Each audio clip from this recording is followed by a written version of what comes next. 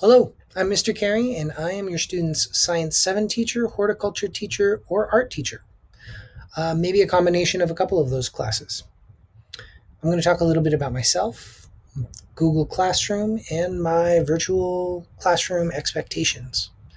So, a little bit about myself. I have been married for 3 years. I've been working at Jefferson for 3 years, and I grew up in Orange County, California.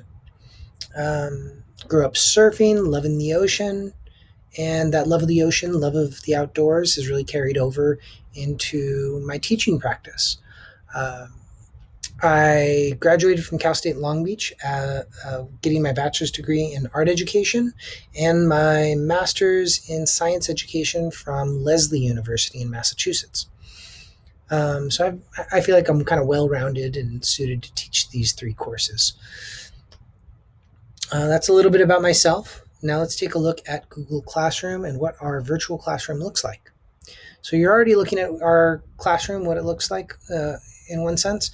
Now it says Science 7 Period 1, but all of my classes are set up in the same way, meaning the stream is the homepage, classwork is where they will find daily assignments and projects, and people is where they can connect with other students in the class, as well as where you, as guardian parent or family member, can also be added to keep track of your students' progress in class.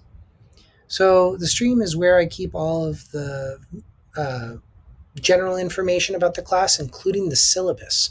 Hopefully you and your student have gone over the syllabus already, but if not, please take a moment to read through it because there is important information about how I grade for the class, as well as the different topics we have, and I go a little bit more in depth in terms of behavior expectations and just other information that you might find valuable.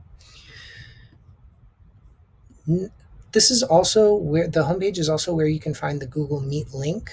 This Meet link takes us to our classroom, essentially, where we can see each other, communicate with each other, and share information with one another. So this is step one of a two-step process for joining class. Students need to click on this Meet link to join our Google Meet.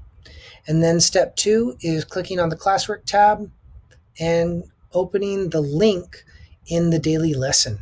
So as you can see here, this is the 9-10 Science 7 lesson. The most recent one is always going to be at the top. They're going to want to click the link, and that is going to take them to Pear Deck slides. In these slides are all the information, activities, other links that they will need for that particular day. It's super important that students do both the Google Meet and the Pear Deck slides, this daily lesson Pear Deck slide, because that is how they will be counted as attending. If they are not logged into either one of those, they will not be counted as present. They need to be on both to be counted as present.